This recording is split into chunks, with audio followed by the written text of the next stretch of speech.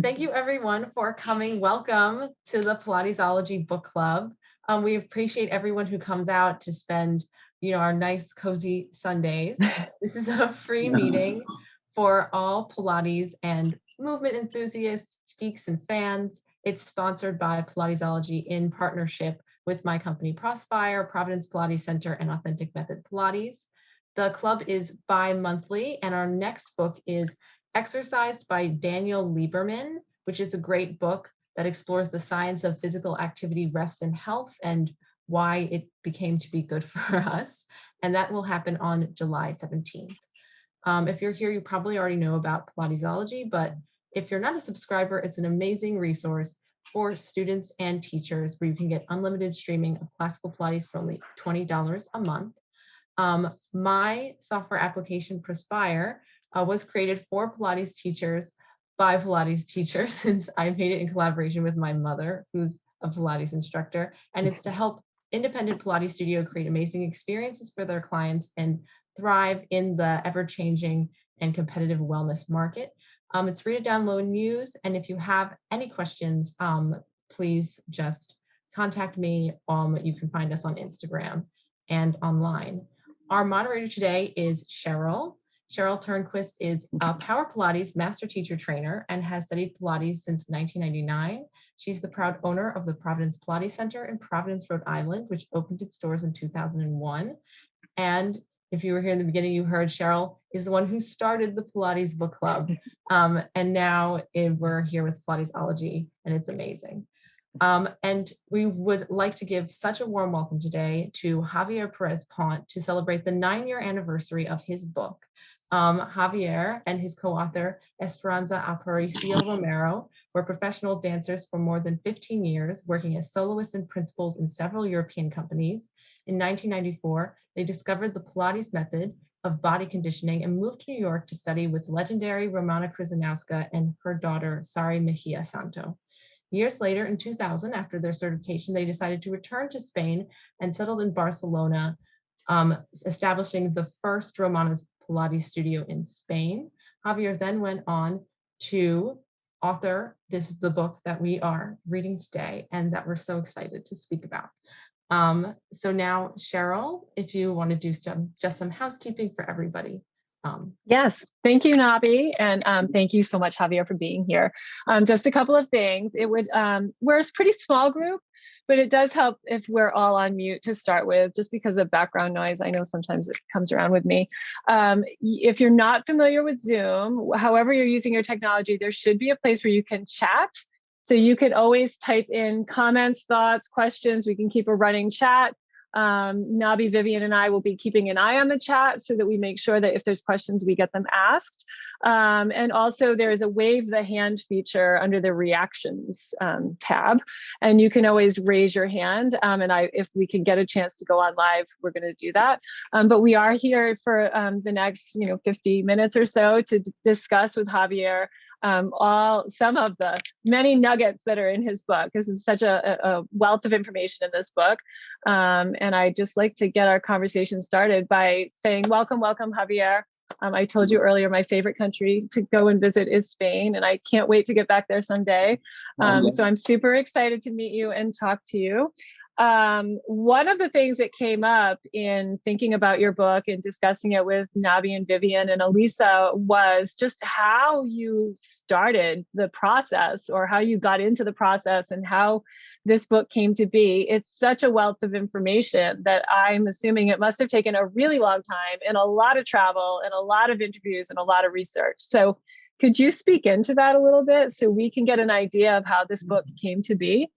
Yeah. Welcome everybody, and thanks for the invitation, for coming to listen to me. My English is not very well, so Vivian and please, Cheryl, everybody help me if I make some confusion about it. So how I started that it was very simple and very innocent. It was like just visiting Romana, like always we did after she moved from New York to Texas. We was there for third time, I remember, 2005. So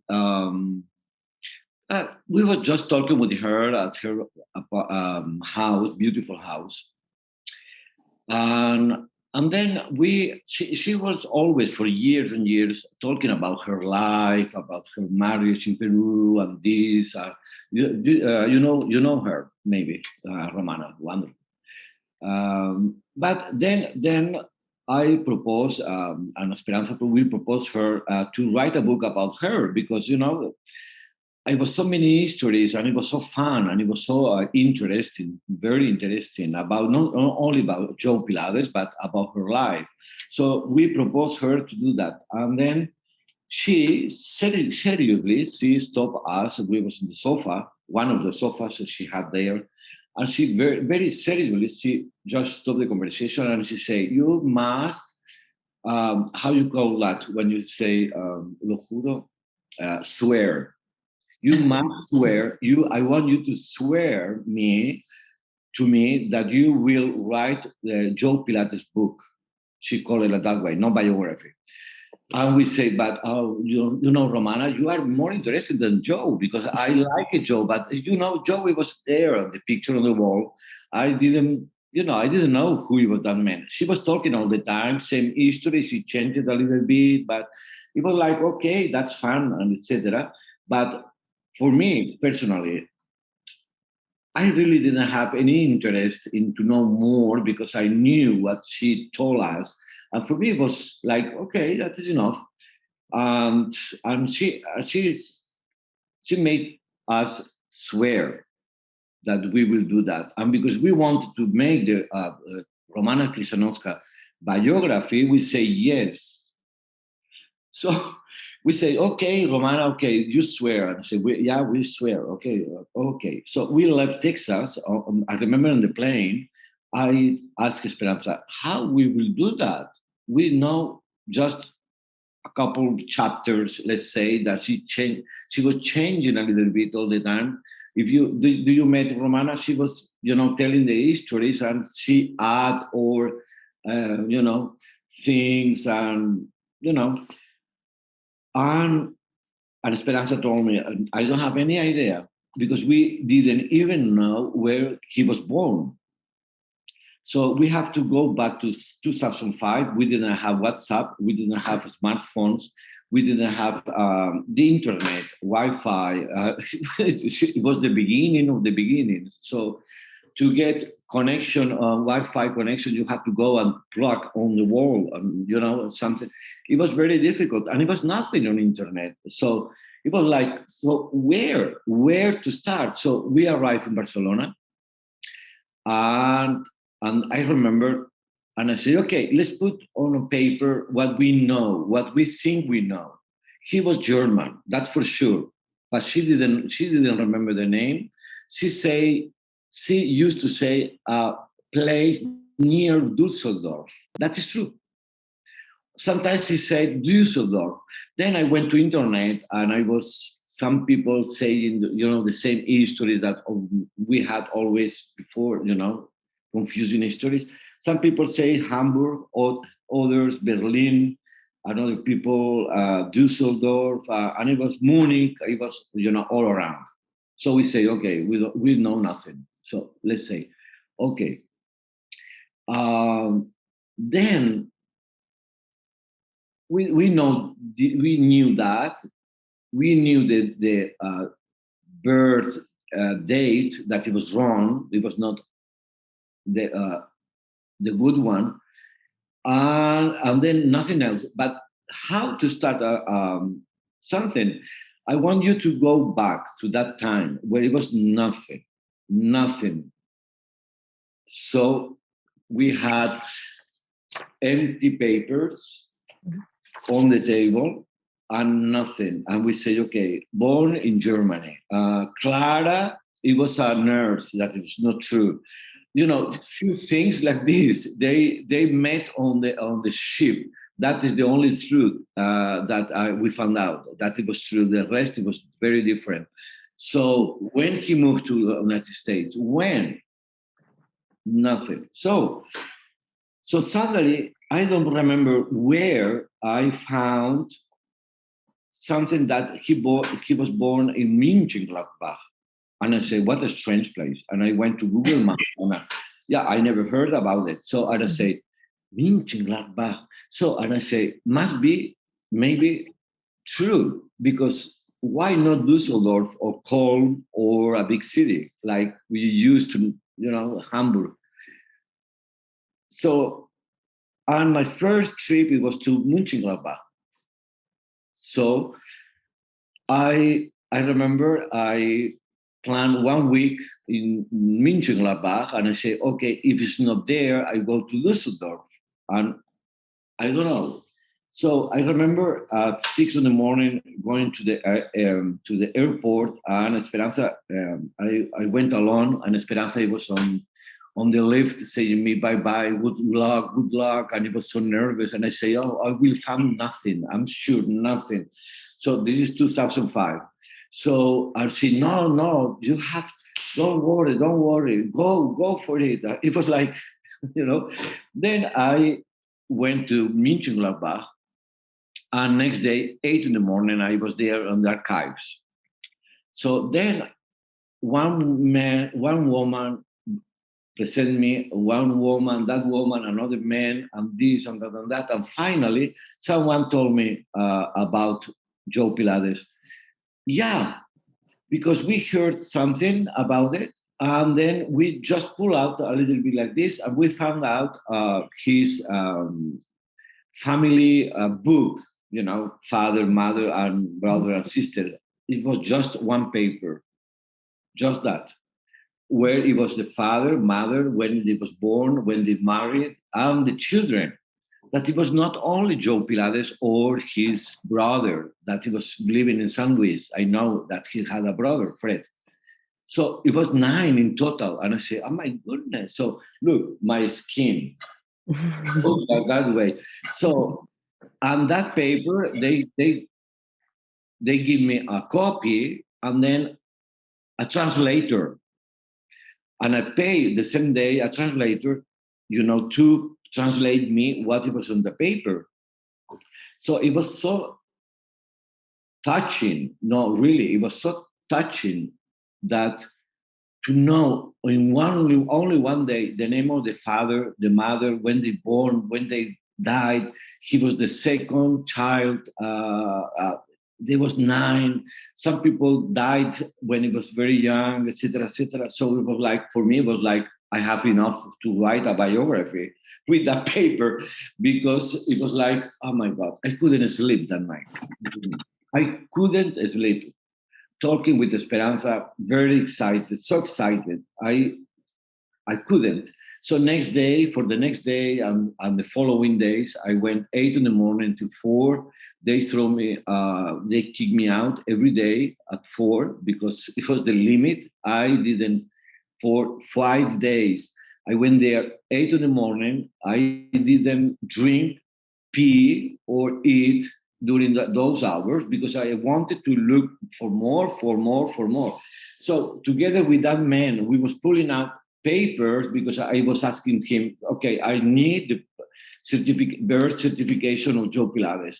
So then I had the birth certificate of Joe Pilates, at what time, which day, which year, where, who helped the mother to pull out the baby, I don't know the name, everything, where, in which address. So then after the archives, I went to the address where he was born. So it was like, it was very, very, very exciting. So I had a lot. And then he moved. The thing is that when he was 15 years, almost 60 years old, he moved from Mönchengladbach to a little town to start making beer, to learn to make beer. So, and then I had to move from next trips to so many places, different in Germany, little towns where there's nothing, etc., etc. So that is the starting point. From nothing to a paper, that paper brings you to another paper, and then you pull out, and then on the more, and then you start pulling out some things, thinking that you have to go in that way to found his Pilates surname came from where, and then you have to go back because it was not right. It was a lot of errors because it was nothing. So I had to create the way to find the things because it was nothing. Like where you go to one big, huge archive and then you say, where I have to pull out. You are not allowed. You have to ask people to pull out the things. So I had to go to little films, very, very old, to look thousand and thousand people with the surname, that surname, and this and that, and then pull out one birth certificate to see if they are related or not. And it was very, very difficult. But I learned a lot, too much. So there, all the time it was that way. When I went to England, I went to Germany, to Hamburg, to many places, Cologne, Düsseldorf, Mönchengladbach, etc., etc., etc. And then I had to go so many times to England. For instance, one day, I went 1 week to the National Library. I mean, huge, beautiful. You have, before anything, you have to learn the rules of the state or the country, how to pull out, if you are allowed or not, when, which hours, etc., etc. So the first day is just to know how it works, to ask for a paper is not like, okay, I'm here. No, nobody gives anything for you. They don't want to help you anywhere because they are very busy. So it's not like, okay, I'm here. I'm so happy. Oh, nice. I'm wasting investing so much money on everything, to come here. Nobody cares about that. So if there is people working, and then if you ask something and they tell you, okay, you must learn the rules, how to ask for a paper. So in the first day, not only in London, but in Germany, it's a country with it's like different countries together. So in each one is a different laws. So you have to go through that to know how to pull out things. And then I remember in London, I went for 1 week to the National Library. I pulled out many things, and first time I didn't find anything in 1 week, anything that could use for the biography. But the second time I went more raffinated, I went more, because I knew. Detail. Yeah. Yeah. So the same thing was everywhere. In Hamburg, it was very difficult too. People didn't want to help, really. Some people, I don't know why, they didn't want to speak English. So I had to rent someone, to go with me to translate. At the end, to know that they spoke English better than me, but they didn't want to help. I don't know why. No, really, I didn't expect that in my life. People treat you so badly because you don't know why. Because I'm asking for a paper, like second wife. I remember the second wife, John Pilates' second wife, Elfriede. It was very, very difficult. Then I went to Essen I write in English a few times to a woman there, the director, etc., etc. And at the end, I went there. I asked for a meeting. So she write me in English all the time. When I went there, she was not speaking English. So we had a secretary from her translating. But at the end, she didn't even look at me when we was talking. She was looking to the secretary, and I was there, and I say, I can't believe that. So she was talking to her, she was translating to me. At the end of the conversation, because maybe she liked it, me, I don't know, she dressed me and started speaking English. I couldn't believe it. So then I had the papers. That is what is important. It was very, very, very hard most of the time, but at the end it was like, okay, we have the paper, we have that, I can go on and on and on and on. So that was the process from nothing. And also on the process, it was like secretism. I didn't want anyone to know that I writing a biography, because from the beginning, from the very first day, I saw that people didn't want to help. In Mönchengladbach, already I had like a little problems with that man. I don't know, let's say, maybe he was jealous because they never knew that. And I went there to pull out things from that famous person that they didn't know that he was like celebrity that in that, So they was trying all the time to hide paper from me. But at the end, I succeeded, Javier, was Romana involved in any of these travels or meetings? Did she know about your process along the way, or was she not really involved? No, I met Romana. That was 2005.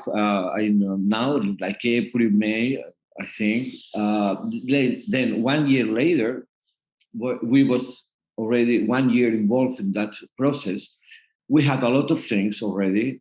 Very, from the beginnings, then something from America, and it was like this is a puzzle, Mm-hmm.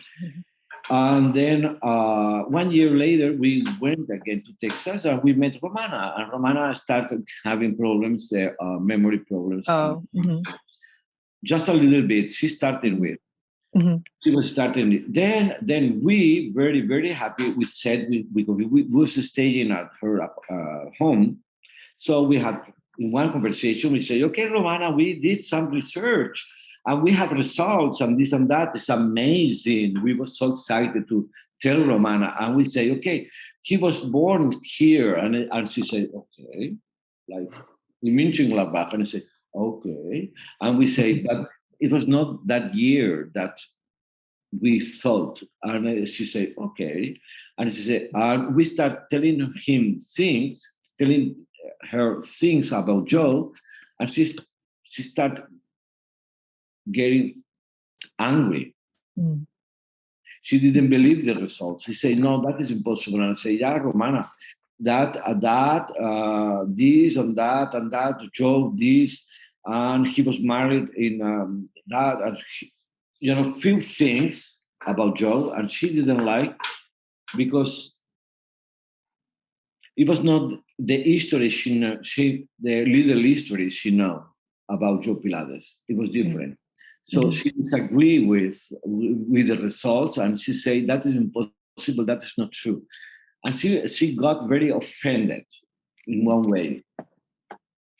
So we tried to convince her that it was better to know the truth, and but she couldn't handle it. That for her, it was like shaking. Then we talked with Shari, because Shari was there too. And we talked with Shari, and Shari she was saying, oh my God. And I said, Shari, the things are turning into a new conception of Joe Pilates conception. Understanding. So, what your mother told us all the time, some of the things, they are not true. They are histories invented by Joe, maybe, or Clara, who knows? I don't know. And the histories by yourself about Joe and Clara, they are not really like that. And then Shari was like, oh my God. No, don't tell me that. And I said, yeah, Shari, I'm sorry. We must tell the truth. We cannot change what is on papers. And on papers, we told her a few things that we know that was shocking for her. And, like when her mother met Joe, it was not the same date. for how long she was a student of American Ballet School. That changed a lot when she moved here and there. So she didn't like it, but she was very scared. Shari, because Shari gets scared of very easily. And we say, but we have to go on, Shari. I'm sorry, but what's in paper is in paper, and now we already start that process, and we must end it. Mm-hmm. I'm sorry.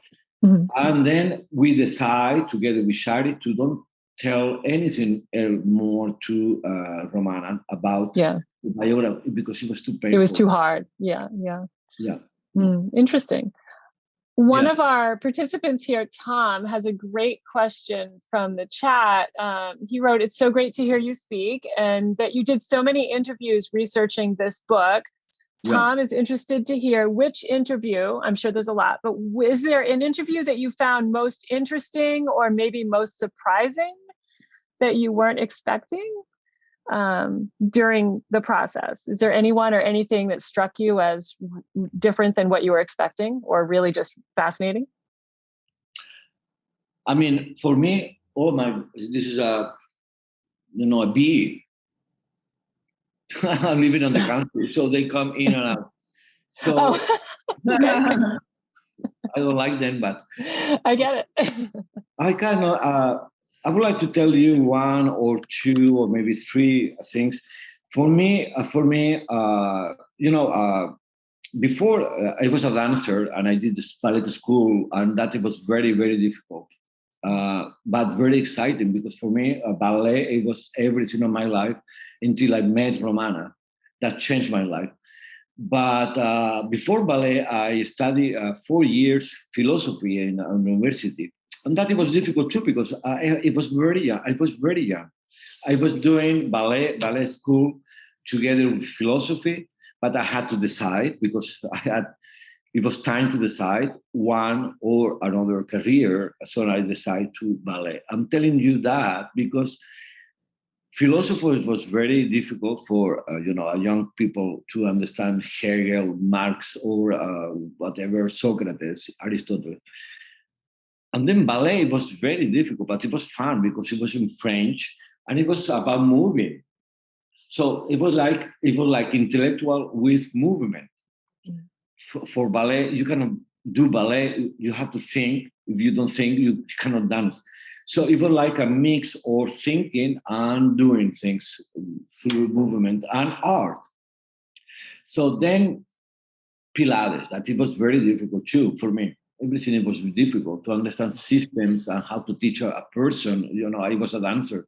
I didn't know how to help anyone. The only fat woman I touched until when I went to New York, it was my mother. You know what I mean? It was like, surrounded by skinny girls and guys at the time. So for me, life was. But then the biography for me is the most difficult thing I did, and the far most exciting, surprising, because I had to interview people that I didn't know, people that it was very kind with me, people that met Pilates, and when I went there and asked for Pilates, they start crying, 80 years old, and people crying just to hear the name, Joe. Some people don't. Some people didn't like him at all. They respect him, but didn't like him because personality and character, but that is normal in life, But I don't remember one interview special, to say that to say it's very exciting. I think the most exciting moments is when I found documents and papers with his name or family name, and that shows you things that for me it was very exciting. Still, I get my skin, when I remember those moments when after hours or maybe weeks or maybe years, for one paper. Finally, you get the paper after 6 years. That moment when you receive the paper, even in old German, that you don't understand anything, and then that excitement. I had three different translators in Germany. One German, actual German, one very old German, not very old that time German, but where Joe lived, it was like a mix of Dutch, Belgium, French, etc., etc. So it depends of the period. The documents came even in Latin, very old ones, mixed with German. So I had to find people who could translate, those papers. So that when the translation came after paying, of course, and you get the translation, then that it was like very, very emotional. No, really, to know things about his life, about family, about very, very exciting. Yeah. So Javier, in 2005, you had your own studio in Barcelona. Is that correct? Like a busy studio. There wasn't much Pilates. There weren't many in Barcelona at that two time. studios. Was it hard to find the time to do all this research and travel? Yeah, at the beginning, 2009, 10, when I closed my two studios in 2010, we changed life that time. Then until there, it was very difficult because, clients, they are very attached to you. Then when you leave, they don't want to try with anyone else, etc., etc. So then they have to get used to that because I was so much traveling. So I had the support of Esperanza, and Esperanza came to for some trips. So I had the team, the supporting of the team that over me or us during that period. But the worst, it was when we came with documents, with everything, because it was no ending. It was very hard, very hard. It was not. It was like a puzzle. It was no ending, no holidays, no ending moments. After work, every day, Sunday, Saturday, doesn't matter. It was like no one stop, no holidays, nothing, because the holidays, it was to travel, to do things, to America, to that, to again to England, Isle of Man, etc., etc. It was very exciting to go to Isle of Man. Very, very exciting. That I would like to tell you. So I had the support of our Pilates team in Spain at that time until we closed the studios in 2010. Then it was 3 years.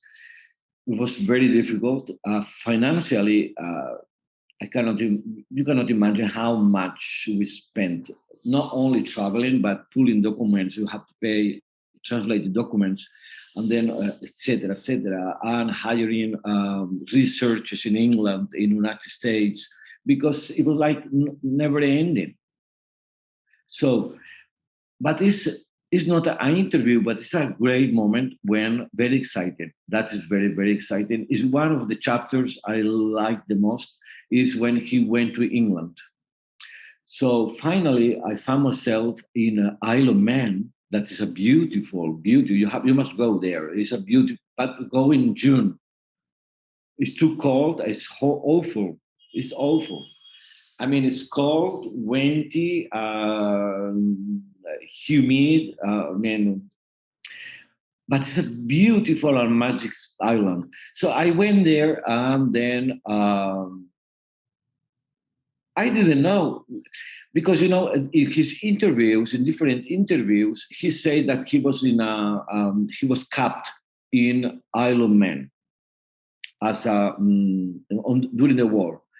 In another ones, he says in other places. So and I say, okay, I will go to Isle of Man because it was the biggest one in England. So probably Lancaster. I tried to find something about Lancaster. It was nothing. So I said, okay, I go to Ironman. So I went there, and then they very kind people there.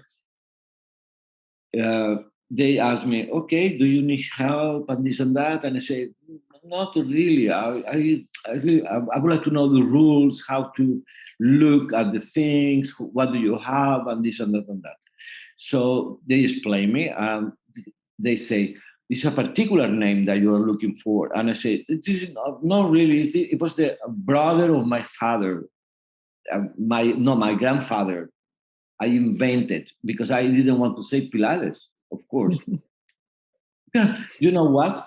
Because if I say Pilates and I give them what I found about Pilates, they will probably they will announce it and before my book. So I said, no way.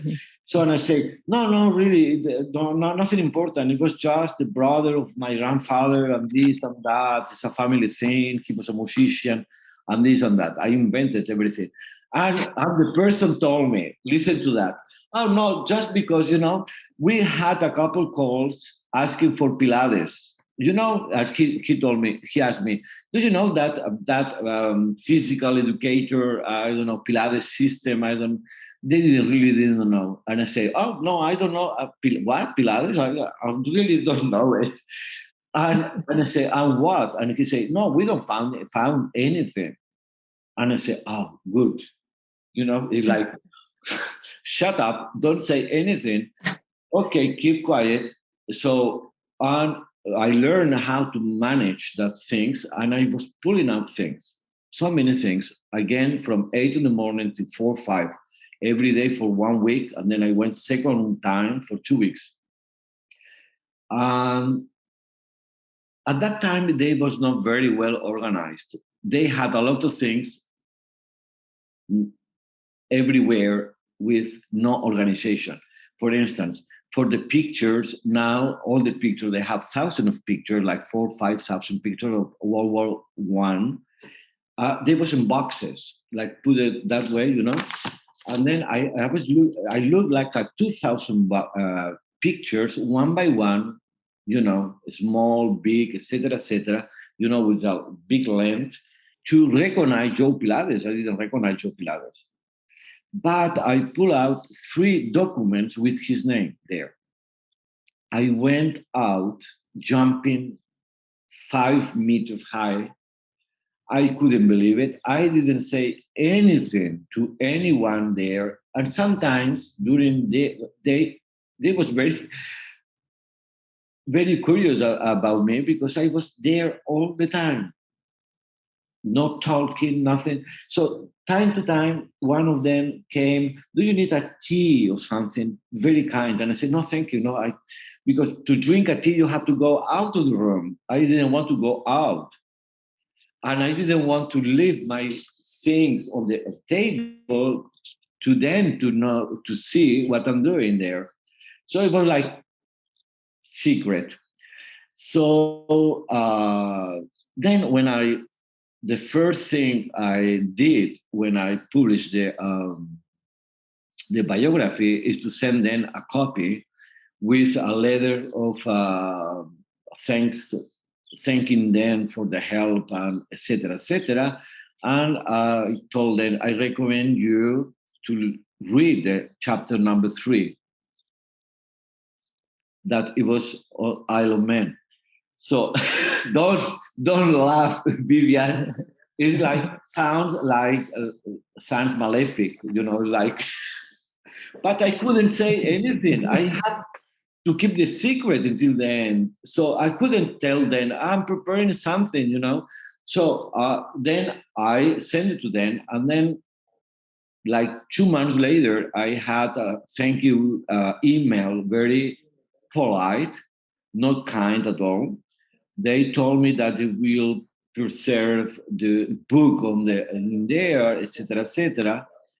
But it's okay. I think they was not very happy with my secret. But anyway, they must understand. They didn't found any document more than the 3 I found there. Wow. They I really, think, they really moved. Not only then, people went there to remove things and they didn't find anything because here, me, I spent 2 weeks, 8 hours every day, yeah. even Saturday, I pull out everything and it was not organized. So I had like a freedom because it was not like, it was like boxes here, boxes there. And at the end, I found myself like, when, free. Wow. So that was very exciting. Javier, I think we have a few pictures from the website of that, of the camp at Isle Uh, of Man, if I'm not mistaken. Are they on there? Nabi, can you pull out this? I don't know how. pull them up? Yeah, let me Nabi's pull gonna them bring it up.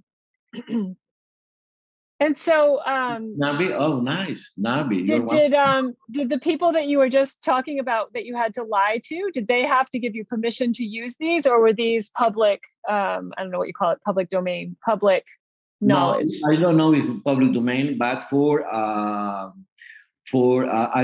asked permission to them to use the pictures. There's a couple pictures on the book, Okay. and I didn't send the book until it was published. So I asked permission for the pictures, and I sent the picture I wanted to publish, and they give me permission by mail. So they are wonderful. Look at that. I don't know now what is the that is the camp where they did, I suppose, like gymnastics. Gymnastics. Gymnastics. And it was huge. It was the biggest one in England. It was almost 25,000 people camped there. Wow. Very, very well. It was like a town organized in 4 parts. They didn't never met the camp 1 to the camp 2, camp 3, camp 4. They never met each other. They then each camp it was divided in 7, 5, 6 compounds, different. So it was very well organized and kept to prevent revolutions or prevent things. It's a lot of gymnastics there, but it's no one picture of Joe Pilates. And the only mention about Joe in gymnastics, he was boxer. How do you call the person? 2 persons box, and is one that is like a referee. Yeah. He was doing that. Yeah. That is now, those days, is huge. You can see that till the mountains, it was just the city. And that it was camp 3 and 4, 2 and 4. The 1 and 3 is on the other side. It was huge. It was bigger than the capital, Isle of Man capital. Wow. Look, beautiful, no? Oh, this is It's very, very emotional for me because I like history. I like everything, to touch those papers, just old, like 3. Oh, look at that! The first time I met, I went to the cemetery, here, and then which one is it? The crematorium. Crematory, yeah. But there, that one, yeah. Yeah, that is very, very emotional. When I got there first time, and I say, "Oh my God, I am the first one since Clara died." Nobody knew that. Even Shari went to the funeral. Not Romana. Romana didn't went there. She sent a friend together with Paul and Shari, and nobody knew where Joe and Clara. It was, so when I found out in the library on the 42nd Street in New York, there is a special division with newspapers. So I spent also, I don't know, 1,000 hours. They are looking for the date where Joe died. The same 9 October 67. So I went to different all the newspapers from the 9th, 10, 11, and then I found in a little thing, like 2 lines only there, by casualty, because it was very difficult. That it was very difficult too. So I found out his name and I said, "Oh my God, I can't believe it!" And so there says where he was. How you call it? The Cremated? Oh, buried. Buried. Yeah, buried. both. So when I went there, I didn't say I'm looking for, but I had to. So I spent like 3 hours going around the cemetery, to look for Joe Pilates. But because it was so huge, so I said, okay, I have to ask the people, because it's like a famous place where it's many famous people buried there. So I didn't want to say, okay, I'm looking for Pilates, because I say, okay, one more, they will publish, okay, they have Joe Pilates. So by finally I have to ask for him, and they give me a paper where he was exactly buried. So I went there, and then when it was in front, I don't know what to do, because I'm not Christian. So I didn't know if to do that, or to go on my knees, to cry, to cry. I don't know. So I sat there and I said, okay, I will give them a little company, and that's all. And, I was there for like 20 minutes looking at there, giving company, and making pictures, and show them respect for and thanks for for the method and everything. There is beautiful, and they are there finally. It was very emotional too. So you see, at the end, I found myself and Esperanza, knowing that we knew what nobody else on the planet knew. So it was like, at the end, it was like it was like, we have to finish the book. We have to end the book. I can't take it anymore. It was like the end. It was very very needed to end. Very needed. It was too much. Too many years. 2005, 2013. Remember that we sent to print the book in May, the beginning of May 2013, and one day after we sent the books to the printer, I received 8 years later, imagine that, I received the death certificate, job certificate. Wow. Because we didn't know, nobody knew. Romana said one history, then Mary Bowen said another thing, etc., etc. And then it was so many histories that we had to not mention histories. We say, okay, we cannot, because it's not documented, we cannot take part of one of the histories. So then I received a document that I never expected. After 8 years, I talked with his family. We tried. I went 2 times to the crematory. I went to the chapel where he was buried. They kicked me out, literally. The second time they kicked me out, and they wanted to call the police because I was, that in New York, Madison Avenue. They kicked me out. No, really, I cried. You cannot imagine, because it was very awful, because I tried first time very, very nice, and I say, okay, and then they told me, no way. I went there with a paid document signed, but his family in Florida, allowing me to have the death certificate, and they kicked me out.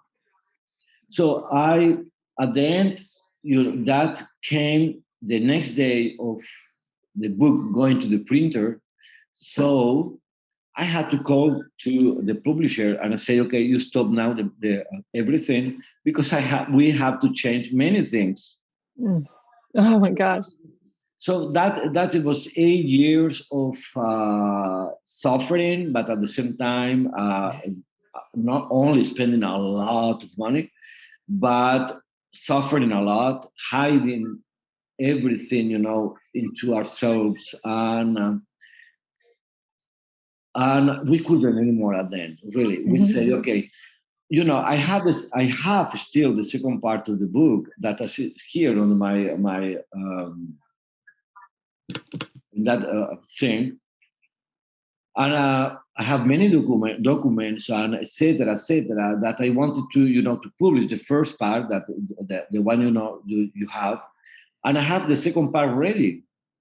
But after that, I never wanted to go back, not until now. So is there another book, Javier, that might be in the works? Maybe 100 years more. I don't know. No, really, not really. Uh-huh. It was very, very, very, very stressful. Very stressful, yeah. It was very, very rich. Very.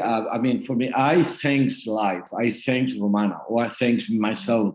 I thanks life and history. It was a part of your life. You're very invested in this. No, that changed my way of teaching. That changed the way of seeing people, and also my mentor Romana. That I love Romana as as a God. But that changed my way to look at her, very differently, more human, more. I understand her that I let's say like. I pardon her. Forgave. Because for a couple, 2, 3, 4 years, I was very angry with Romana because nothing. It was like she told me. For me, it was like, okay.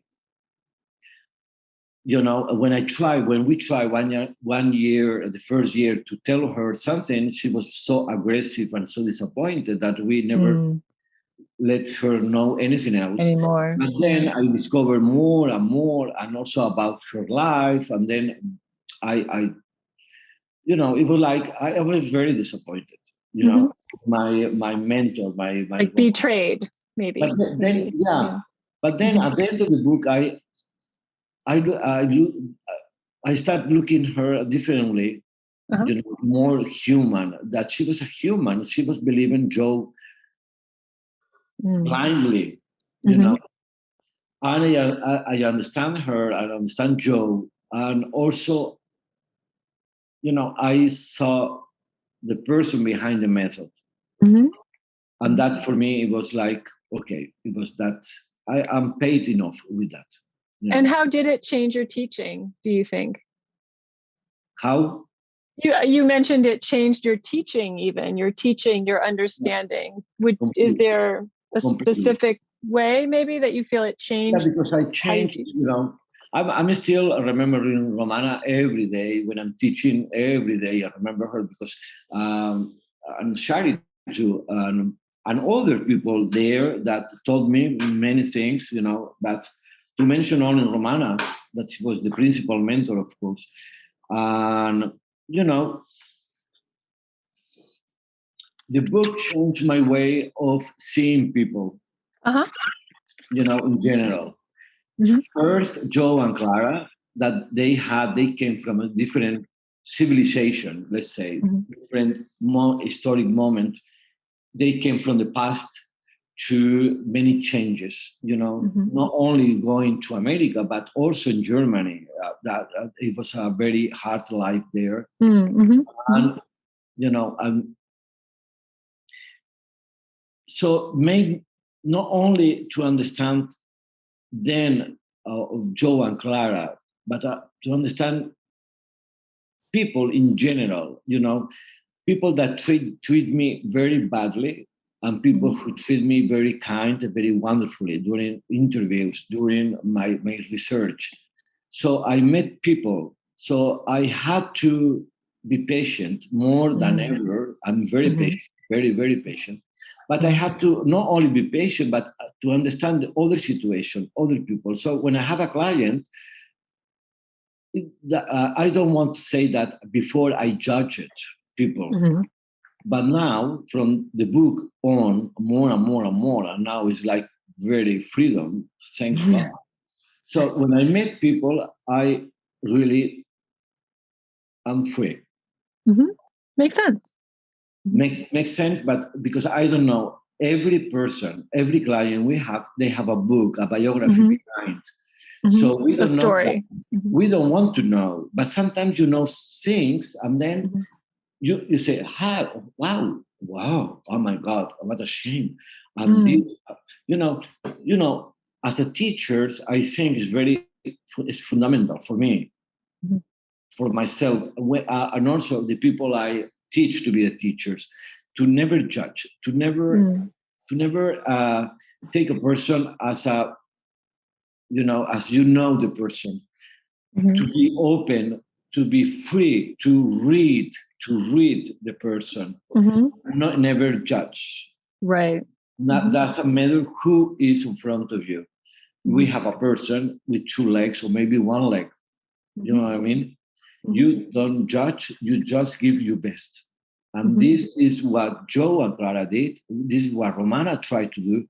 And it's what we have to try to do too, to do our best. Okay? Those are such great words, Javier. Thank you. Sorry?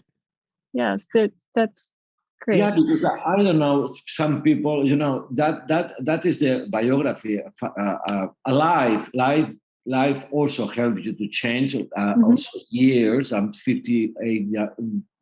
58 now is not the same as 30. But anyway, but I think I was a little stupid, really, because because I take time to understand things. I don't believe in anything, never. I'm not a believer. You have to prove me. You have to show me things. It's not like I'm waiting that the people prove me that they are good or they behave like I like. No, I'm saying that I don't trust anything on life until you see it. I see it. I can't wait. I'm not waiting for anything from anyone.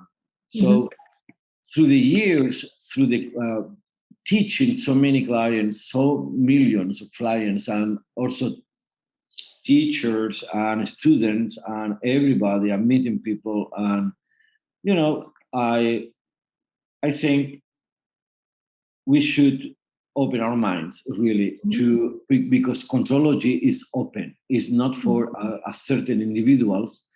Is made to be universal. If we want to do contrology as Joe Pilates wanted, and Clara and Romana, for everybody, and we try to help everybody, is with our knowledge, because maybe some people we are not able to help, maybe other people can help those people, but to try to be universal, that is the main thing on contrology, to help everybody. So we cannot judge anyone. We have to be open to do our best, and that's it. That's great. Vivian, did you have a question? Me? Yeah, I had a question. So thank you, Javier. First of all, this is so great because I read your book when it first came out, and I use it as a reference, and I it's so deep. It's so much. It's so much. But there was when I first got the book, it was a white cover book, and then I lent it to someone, and she never gave it back to me. So I bought it again, and now it has a different cover. It's like a different book now, or what was that? What happened is that to publish the book, it was very. I tried to get a big publishers, in Spain, but they was not interested at all because we have another books. We have 7 books, e-books. They are, or you can print it too, about the technique, Cadillac, Reformer, etc., etc. But but we published one, the mat on 2005. We published the mat in Spain with the biggest publisher in Spain, But we try with them, and they say, "Oh no, we are not interested in biography of Joe Pilates." So nobody was interested in on that thing. So for the publishing, we wanted in good conditions, good paper, white, and very, good quality with pictures in color pictures, etc., etc. But you know what? Then we found a publisher that helped us, not at the beginning, because we had to pay then to make the book.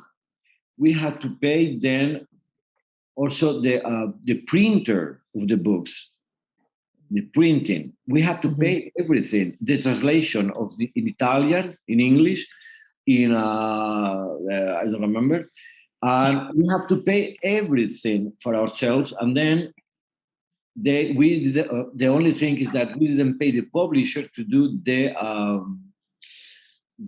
work of making the book. So at the end, it was like $1,000 euros, but very expensive. We did it, and the book at the end, it was very expensive. It was 70 euros or $70. I don't remember. It was very expensive, but people didn't like it because they like it, but they said, first of all, it was too little. Do you have the white thing? So it was more narrow. Yeah, I love that one. So to read it, the letters, they are smaller. But if we wanted to make it bigger, so the book, more pages, 2,600 pages. Yeah. So it was like too much. Now, another problem is to send it, when you order a book, to send it from Spain to there, it was very expensive. I remember to New Zealand, we sent it 100 books, and it was more expensive than to buy books. So then we did the cheaper option, that is a black cover, that is less weight, the quality is less, and the picture is in black and white. So the price, it was less than half. So we did that, and then came ebook, of course.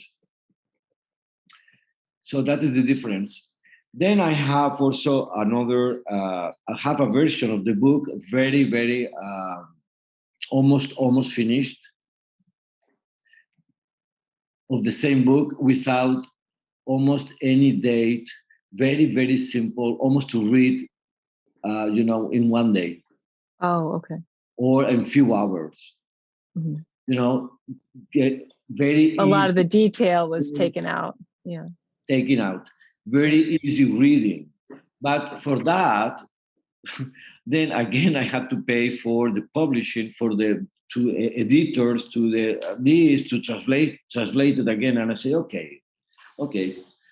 I have other things to do, let's see in the future. It's ready here. So I'm the second part of the book too, but I don't know, really. I had enough until now. I had enough with the biography. It was too deep. Okay. I think we're all ready for the second book, Javier. We are. Oh yeah, but I will call it no biography second part. I will call it Contrology Ethics. Oh, there you go. It's about how Joe's life, Joe's personality, Joe, etc., is made to the contrology. It's not that the contrology is something spiritual that came one day to him. It's his personality into the contrology, his beliefs, etc. And next time we have an interview, nobody talks about his beliefs. He was Catholic at the beginning, then he changed to Protestant, and then he changed to Mason. Very important. Masonry is very, very important in contrology.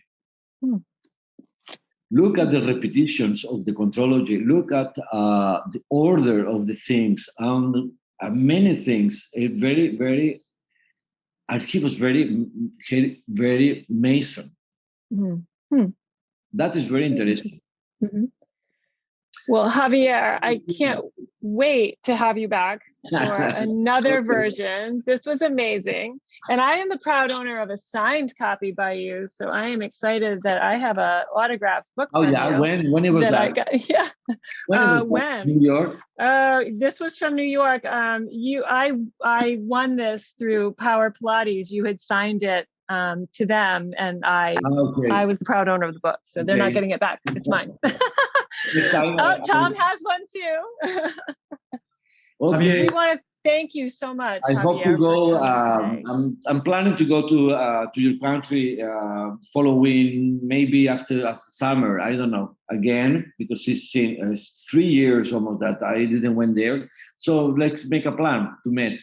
Okay? I would love to meet. I would. Why love don't we to do have do a book club from America? Yes, in exactly. person? That would be great. That would be in person amazing. That is okay. That online things is okay. I'm getting used to that. I'm very slow with but I like in person things. You have a lot more information that we need to hear from you. So we would love to have you back, and we will coordinate with you schedules. And I think this was amazing and a great time to spend with you. So thank you so much for coming with us. Okay, thank you all. I'm very glad to be here. Thank you, Javier. I was very nervous. Remember? Thank you. Oh, that's great. Amazing. You did great. Yeah. You are amazing, great. All of you. Thank you. Thank you, everyone, for showing up. Thank you, everyone. We appreciate you being here. Yeah. Bye, everybody. Have a nice Sunday.